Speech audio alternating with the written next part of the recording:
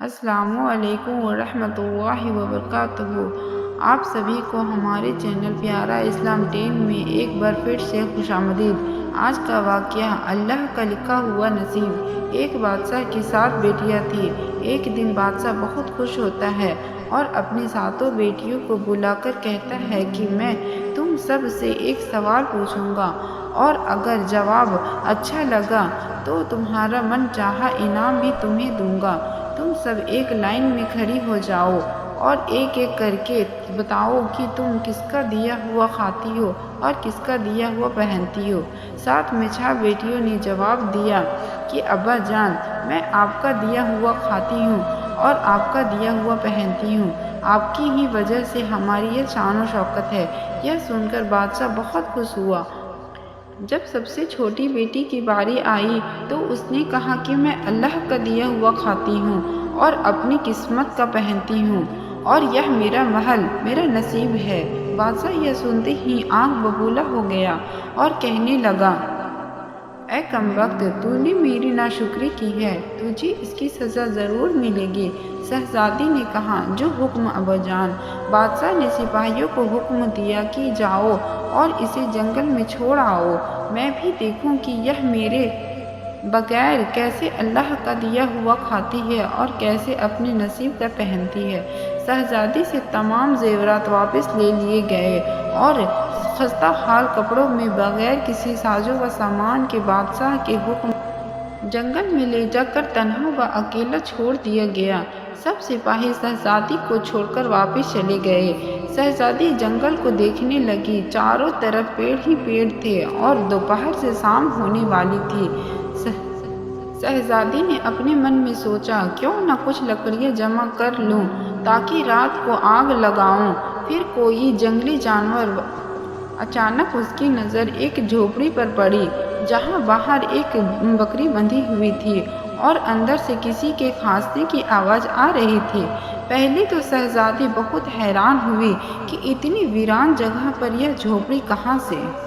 جب وہ جھوپڑی کے اندر داخل ہوئی تو کیا دیکھتی ہے کہ ایک بوڑھا انتہائی ضعیف آدمی چارپائی پر لیٹا ہے اور کھانستے کھانستے پانی کا گھڑا رکھا ہوا تھا۔ وہ گلاس میں پانی بھر کر بوڑھے آدمی کو پلاتی ہے۔ پانی پی کر بوڑھا آدمی شہزادی سے پوچھتا ہے کہ بیٹی، تم کون ہو اور اتنے بڑے جنگل میں تم اکیلی کیا کر رہی ہو؟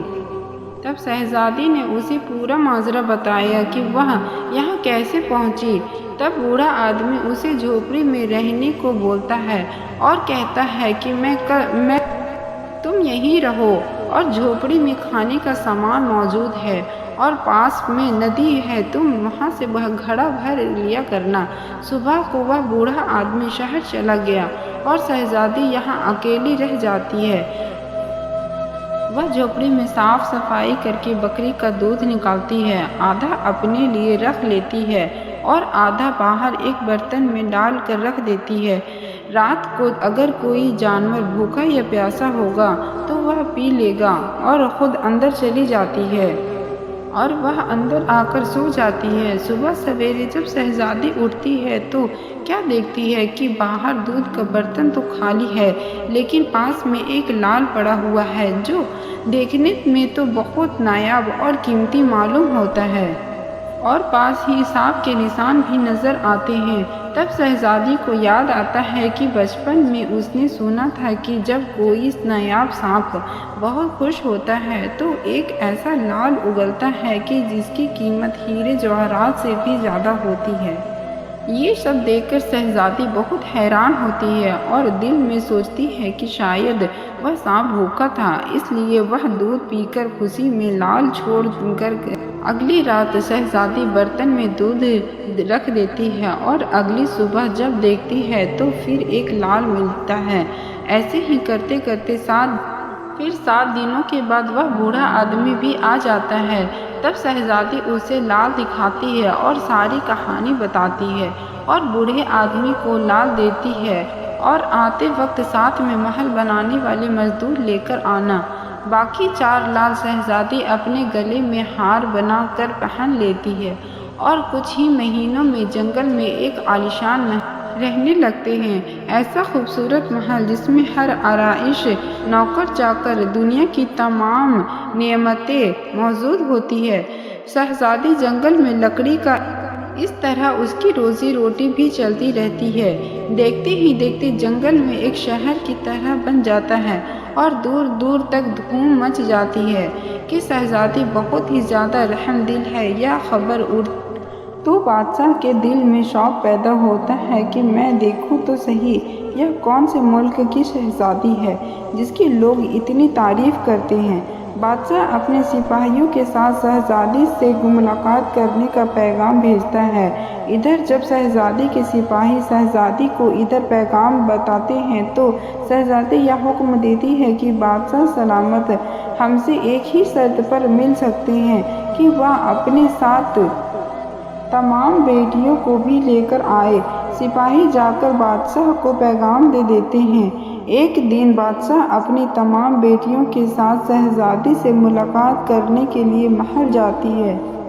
شہزادی ان سب سے اپنے چہرے پر نقاب پہن کر ملتی ہے اور ان کے لیے 7 رنگ کے کھانے پیش کرتی ہے اور ہر کھانے کے ساتھ اسی رنگ کا جوڑا زیورات پہن کر آتی ہے۔ محل کی شان و شوکت، خوبصورتی اور شہزادی کا یہ پہناوا دیکھ کر بادشاہ اور باقی تمام شہزادیوں کو بہت حیران اور متاثر کرتا ہے۔ آخر میں بادشاہ شہزادی سے کہہ ہی دیتا کہ تم میری بیٹی کی طرح ساتھ لایا ہوں، پھر ہم سے یہ پردہ کس لیے ہے؟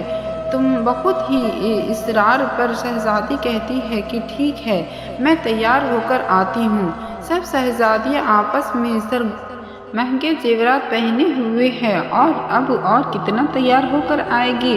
اچانک وہ کیا دیکھتے ہیں کہ دور سے ایک خستہ حال کپڑوں میں کوئی میں سوچتا تھا کہ اسے جنگل کے جانور کھا گئے ہوں گے اور اب میں نے اپنے سپاہیوں کو اس کی خبر لینے کے لیے بھیجا تھا تو انہوں نے بتایا تھا کہ یہاں شہزادی کا کوئی نام و نشان نہیں ہے۔